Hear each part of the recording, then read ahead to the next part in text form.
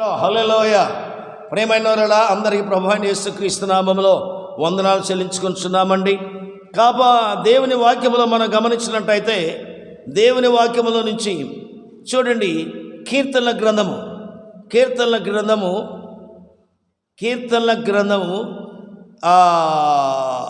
103వ కీర్తన 12వ వాక్యం చదువుకుందామండి. 103వ కీర్తన 12వ వాక్యం. పడమటికి తూర్పుకి ఎంత దూరమో ఆయన మన అతిక్రమలను మనకి అంత దూరము చేశాడు. అసలు తూర్పు ఎక్కడో తెలుసా మీకు? పడమటి ఎక్కడుందో తెలుసా? మ్యాప్లో కాదు. ఎప్పుడు నడిచేళ్ళారా పడమటికి తూర్పుకి?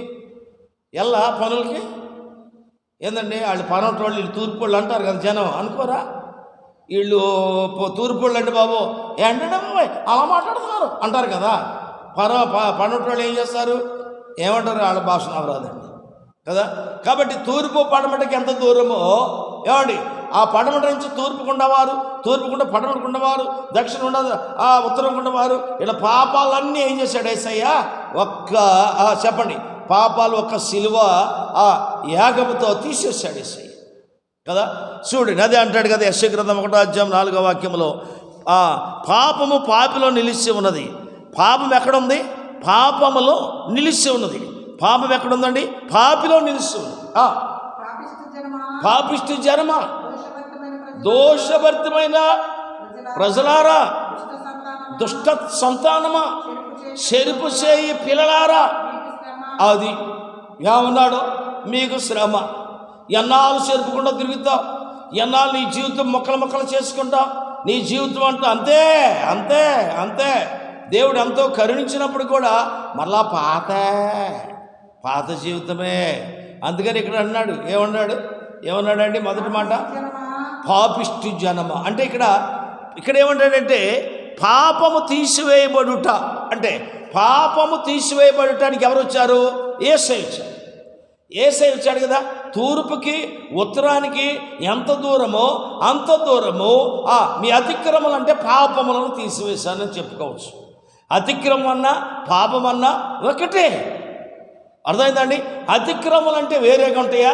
పాపాలంటేనే మూట కట్టుకుంటాడా? అతిక్రమలు అంటే ముసలి మీద మోసుకెళ్తాడంటే రెండు ఒకటే. ఏమండి? రెండు ఒకటే. అర్థమా? ఇంతల మారి ఈత మొక్కలన్నా ఒకటే, ఈత మొక్కలన్నా ఒకటే, మొడుగులూరు అన్నా ఒకటే, మున్నూరు అన్నా ఒకటే, మడనూరు అన్నా ఒకటే, ఒంగోలు అన్నా ఒకటే, ప్రకాశం జిల్లా అన్నా ఒకటే, ఏమండి విజయవాడ అన్నా ఒకటే, బేసవాడ అన్నా ఒకటే. ఏముందో ఇక్కడ? ఏమి లేదు. ఏముందా? ఏమీ లేదు. అయితే మన అతిక్రమలను తీసివేస్తానికి ఎవరు వచ్చారు? యేసయ్య వచ్చాడు. నీ ఇంటిలోకి అతిక్రమం పోలేదంటే అసలు నువ్వు ప్రార్థన చేస్తున్నావా? అసలు ఎడుతున్నావా ప్రార్థన? ఇప్పుడు తెల్లారు లేచిన కాడి నుంచి కారు వేసుకొని తిరుగుతుంటాడు. ప్యాక్ ఎక్కడ దొరికిందా, ఎక్కడ కోడి పందాలని. విమానం ఉన్నవాడు, హెలికాప్టర్లు ఉన్నవాడేమో ఎక్కడెక్కడ పెద్ద పెద్ద బోట్లకు వెళ్ళి కోట్లు లక్షలు ఆడుకుంటాడు. వీడు తెల్లారు లేచిన కాడి నుంచి వీడు చేసే పాపాలు ఎక్కువైపోతున్నాయి. ఇప్పుడు తూర్పు నుంచి పడమటికి, పడమ నుంచి తూర్పుకి పాపాలని తీసివేస్తాను అన్నాడా లేదా? కీర్తన గ్రంథం 103వ కీర్తన 12వ వాక్యంలో ఏమన్నాడండి? పడమటికి తూర్పు ఎంత దూరమో ఆయన మన అతిక్రమలను అంత దూరపరిచి ఉన్నాడు. చూసారండి?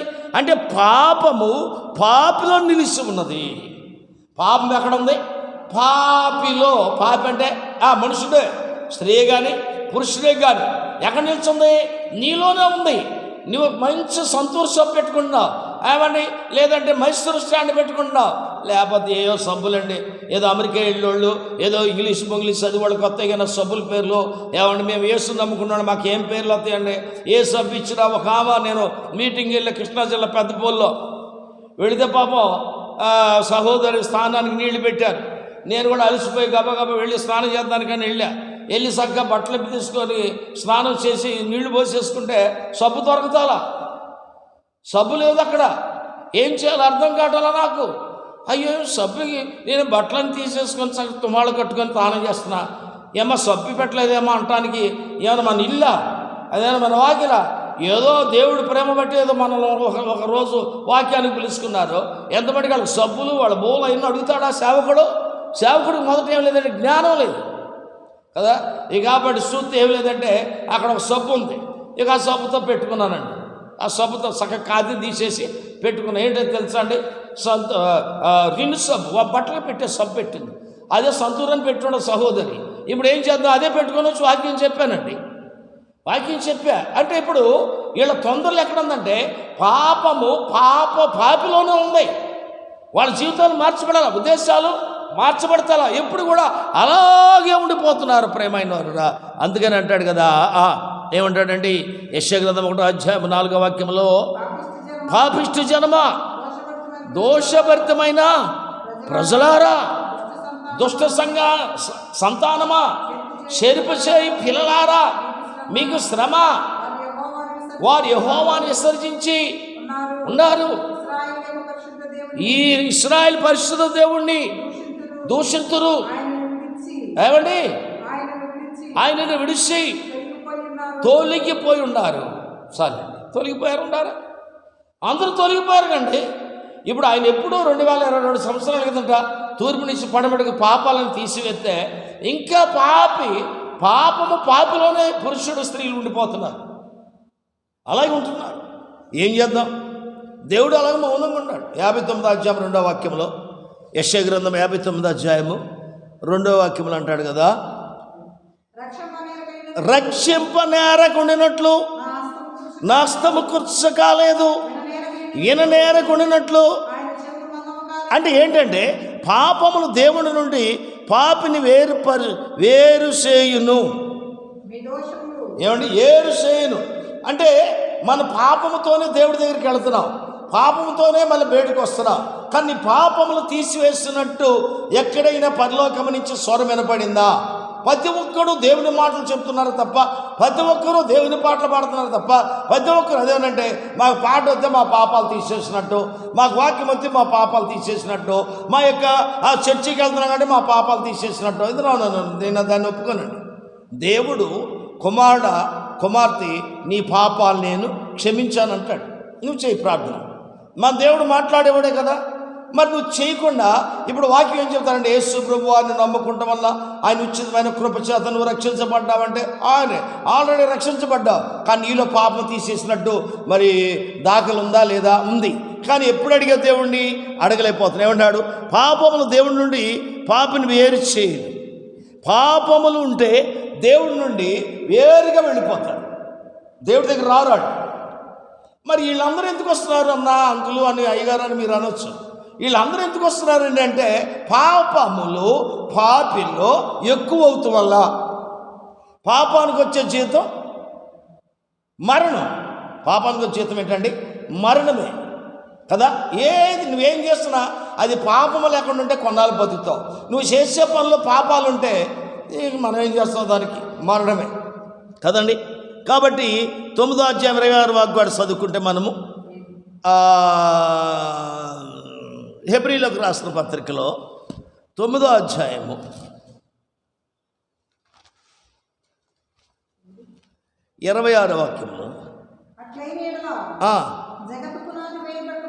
జగతి పునాది వేయబడక మునుపు వేయబడినది మొదలుకొని ఏమండి ఆయన అనేక పరిణామములు చూసారండి. మళ్ళీ చదువుతారన్నమాట 26. అట్లున్న ఎడల జగతి పునాది వేయబడినది మొదలుకొని ఆయన అనేక పరిణామములు శ్రమపడవలసి వచ్చెను. అయితే ఆయన యుగములు సమస్తయందు తనకు తానికే బలిగా అర్పించుకున్నటం వలన పాపిని పాపము నివారణ చేయుటకై ఒక్కసారి ప్రత్యక్షపరచబడినో. ఒక్కసారి పదాకి ఎక్కడొస్తాడు?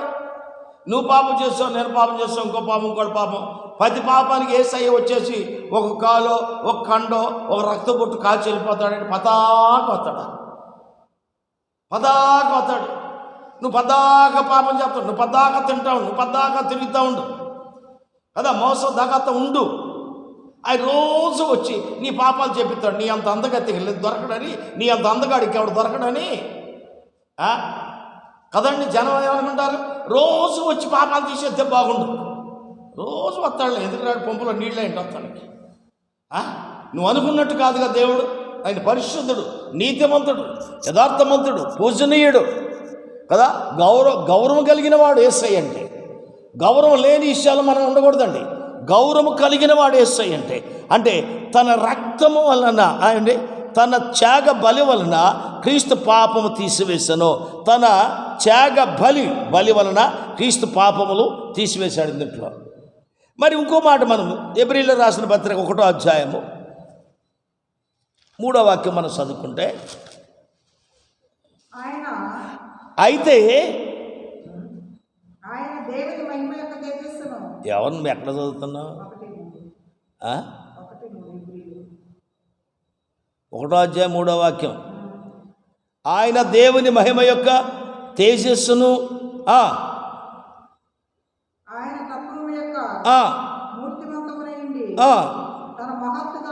తన మహత్వ గల మాట చేత సమస్తము నిర్వహించు పాప విషయములలో శుద్ధీకరణ తానే చేసి దేవదూతల కంటే అంత శ్రేష్టమైన నామము పొందినో వారికంటే అంత శ్రేష్ఠుడై ఉన్నత లోకమందు మహోన్నతుడగు దేవుని కుడిపార్శ్వమున కూర్చుండెను. అంత దేవుడండి. లోకముల మనుషులు అనేక వాటికంటే దేవుడు చేసింది ఏంటంటే ఏమంటే తన రక్తం వలన క్రీస్తు మన పాపములన్నిటినీ అలా తుడిచుకెళ్ళిపోయాడు. అంతే. యేసయ్య రక్తము కార్చకపోతే మనకి ఇప్పుడు విమోచన, పాప క్షమాపణ లేదండి. కాబట్టి ప్రేమైనవారా, దేవుని వాక్యముల నుంచి మనం గమనించినట్లయితే బహు జాగ్రత్తగా చదవండి. ఇంకో మాట, ఇక్కడ పాపమును గల ప్రాయశ్చిత్తము సువార్త ప్రకటించబడెను. అపొస్తలుల కార్యము 10వ అధ్యాయము 43వ వాక్యం చదువుకుందాం. ఏమేమన్నాడు 43లో? ఆయన విశ్వాసం ఉంచువాడెవడో వాడు ఆయన నామమున మూలముగా పాప క్షమాపణ పొందినని ప్రవక్తలందరూ ఆయన గురించి సాక్ష్యం ఇచ్చుచున్నారని. చూసావా ఎంత మాట అండి. పాపము గల ప్రాయశ్చిత్తం సువార్తలో ప్రకటించబడింది. పేతురు గారు వెళ్ళకపోతే కొర్నేలు ఇంటికాడ అంత జనాంగం, తన బంధువులు, స్నేహితులు, ఇరుగు పొరుగు వారందరూ కూడా దేవుని పరిశుద్ధాత్మ అక్కడి దగ్గరికి వచ్చేది కాదండి. ఇక్కడ అంటాడు కదా దేవుని వాక్యముల నుంచి ఏమంటాడు తెలుసండి. ఇక్కడ అంటాడు కదా, ఇక్కడ చూడండి ఆయన ఏమంటాడంటే 38వ వాక్యములో, అదేదనగా దేవుడు నజరేయుడైన యేసుని పరిశుద్ధాత్మతోనూ శక్తితోనూ అభిషేకించను అన్నది. ఆయన మేలు చేసు అపవాది చేత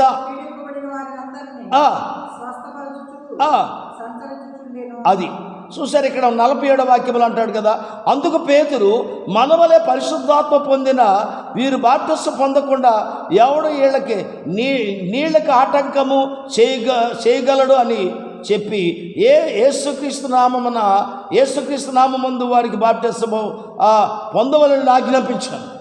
వీళ్ళందరూ పరిశుద్ధాత్మ పొందుకున్నారు. అదే పేతురు గారు రాకపోతే ఏమయ్యేది? ఈరోజు ఏం చేస్తున్నారంటే దేవుని వాక్యం అర్థం కాక, దేవుని సన్నిధి అర్థం కాక, దేవుని మందిరాలు అర్థం కాక, దేవుని యొక్క సంఘాలు అర్థం కాక ఏమో వెళ్దాం వద్దాం వెళ్ళింది సక్క ముసుగేసుకొని నిద్రపోద్ది. నేను వెళ్ళి కుర్చీలో కూర్చొని నిద్రపోతాడు. వచ్చేసాడు, మళ్ళీ తయారుగా వస్తాడు. ఆదివారం ఏ సిగ్గునో ఏ మటనో ఏ రొయ్యో చేప తీసుకుంటారు, వండుకొని హాయిగా అక్కడ పెట్టి వస్తారు. మళ్ళీ వెళ్ళిపోయి 3ంటికి హాయిగా అందరు తినేస్తారు. ఎక్కడికి వెళ్ళి వచ్చారంటే సినిమాకి వెళ్ళి వచ్చాను అంటాడు. ఎక్కడికి వెళ్ళి వచ్చాడు? సినిమాకి వెళ్ళి వచ్చాడు. సినిమాకి వెళ్ళి వచ్చిన వాడు అయితే నిద్రపోడు. చర్చిలో వచ్చి నిద్రపోయాడంటే సినిమాకి నిద్రపోడు. అందుకని నా మాట అంది మీతో. సినిమాకి వెళ్తే నిద్రపోడు, బాగా వస్తాడు. కానీ దేవుడి దగ్గరికి వస్తే దేవుని దాసుడు పేతురు గారు బోధిస్తుంటే పరిశుద్ధాత్మ వచ్చింది కదా. ఇప్పుడు అనేక మంది పిలుపు లేకుండా సేవ చేస్తున్నారు. పిలుపు, కళ, దర్శనం, స్వరము లేకుండా సేవ చేస్తున్నారు. ఏమి లాభం? కోట్లు ఖర్చు పెడుతున్నారు. ఏమి లాభం? యేసు వారు ఎప్పుడైనా ఒకసారి అడిగావా, అయ్యా నేను చేస్తున్న సేవ నీకు అనుకూలమా, ప్రీతికరమా కాదా అని ప్రభువుని అడిగావా? అవసరంలా. యేసయ్య వచ్చాడు, నీ కొరకు నా కొరకు ప్రాణం చెల్లించేశాడు. కాబట్టి ఇక మనం అందరూ ఏం చేసినా యేసు రాజ్యానికి వెళ్ళిపో. ఎవడొద్దన్నాడు? అటు ఉప్పు సముద్రం ఉందాడు, దాంట్లో పడిపో. ఎడుపెడితే పో. స్థిరం లేనివాడు, అస్థిరుడు. ప్రేమైన క్రైస్తవులు జాగ్రత్తగా ఉండాలి. ఏమంటాడండి ఇక్కడ? ఏమంటాడు 43లో? పాపము గల ప్రాయశ్చిత్తము సువార్తను ప్రకటించబడను. పాపమునకు ప్రాయశ్చిత్తం ఎక్కడ ప్రకటించబడిందంటే సువార్తలో. సువార్త బోధించేవాడు పాపమును ఖండించేవాడు ఉండాలి. పాపమును ఏం చేయాలి? చెదిరించేవాడికి ఉండాలి. పాపమును తరిమి కొట్టేవాడికి ఉండాలి. తాగొచ్చేవాడికి ప్రార్థన చేస్తాం. ఏమండి ఏం చేసి వస్తే ప్రార్థన చేస్తాం. మళ్ళీ రేపు ప్రార్థనకు రాడేమో, అమ్మ ఇటు దశభాగం మనకి ఇవ్వడేమో, ఇంకోటికి ఇస్తాడేమో. ఓ నాయన ఈ దశభాగాలకే వాక్యం చెప్తున్నారు తప్ప యేసు కొరకు వాక్యం చెప్పేవాళ్ళు ఎవరు మనకి కనబడతారు? అవునంటారు కాదంటారా? ఏంటన్నా సహోదరులారా, ఈ 7వ తారీఖు వస్తే, 5వ తారీఖు వస్తే, 3వ తారీఖు వస్తే, 10వ తారీఖు వస్తే, అమ్మో దశభాగాలు రామేమో, అమ్మో ఫలానా మార్తమ్మ గారు మంచిది, ఫలానా వెంకాయమ్మ మంచిది, ఫలానా సువార్తమ్మ మంచిది, ఫలానా అబ్బో ఎంతో మంచోడు అని చెప్తారు. ఎందుకంటే దశభాగాలు వస్తాయి. ఏమవుతానికి? దశభాగాలు వస్తాయి కదా, లేకపోతే రావు కదండి. కాబట్టి చాలా భయంకరమైన విషయాలు. ప్రేమైనవరుడా, దేవుని సన్నిధానంలో మనము తన నామమును బట్టి ఏం చేయాలి? చూడండి, 1 యోహాను పత్రిక 2వ అధ్యాయం 12వ వాక్యం చదువుకుందామండి. తన నామమును బట్టి పాపమును క్షమించబడెను. ఎవరి నామమును బట్టి? యేసుక్రీస్తు నామము. నీటి యందు, భూమి యందు, ఆకాశమందు ఏ నామములో నీకు రక్షణ లేదు, కానీ ఈ నామములో నీకు రక్షణ అని చెప్పు. చదవండి. చిన్నపిల్లలారా, ఆయన నామమును బట్టి. అది చిన్నపిల్లలారా, తెలిసి చేసిన పాపాలు, మీ చిన్నపిల్లలారా మీ పాపాలు క్షమించబడి ఉన్నాయి. మీ పాపాలు క్షమించబడి ఉన్నాయి కనుక రాయిస్తున్నారు. చాలండి, 12 అయిపోయింది, ఇంకొందా.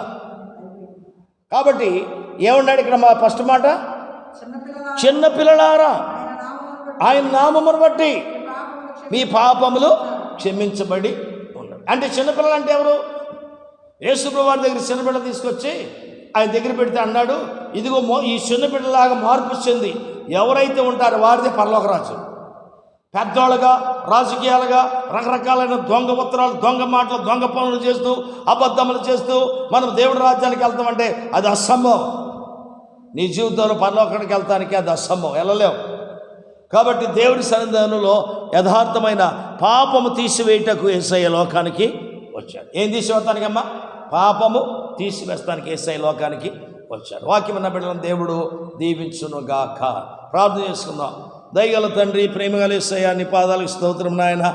ఇదిగో ప్రభువా మీ సన్నిధానంలో, ఇదిగో ఈ పగటి వేళ నాయన, ఉదయకాల వేళ వాక్యమును మీ సన్నిధిని జ్ఞాపం చేసుకుని ఆయన అనేక మంది ప్రభువా అయ్యా నా తండ్రి, అయ్యా నాయన పాపము తీసివేయబడుటకు ఎలా నాయనా అయ్యా వాక్యం వినాలో, ఏ రకంగా ఉండాలో వారు నేర్చుకున్నట్లుగా సహాయం చేయండి.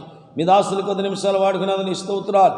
తిరిగి ప్రభువా నాయన ఇది మరి ఒక వాక్యంలోకి వెళ్ళే వరకు మీ హస్తాలు భద్రపరచండి. ఎవరైతే వింటున్నారో, పురుషులు, స్త్రీలు, చిన్నబిడ్డలు ఎవరైతే వింటున్నారో, కష్టంలో, బాధల్లో, ఇబ్బందుల్లో, అనేకమైన నష్టాలు ఉండారో, నేను యేసు వైపు చూడాలని వారి మనస్సును, వారి ఆలోచన, హృదయాలు అయ్యా పురికొలిపి నీ వైపు చూసినట్లుగా సహాయం చేయండి. అయ్యా నీ యొక్క నామములో వారిని రక్షించి మీరు మహిమ పొంది వారిని దీవించమని ఇదిగో నాయన మీ దాసులు 10 నిమిషాలు వాడుకున్న స్తోత్రాలు ఇస్తూ యేసయ్య నామములో అడిగి వేడుకొనిస్తున్నారు పరమ తండ్రి. ఆమేన్. అందరికీ ప్రైజ్ లార్డ్.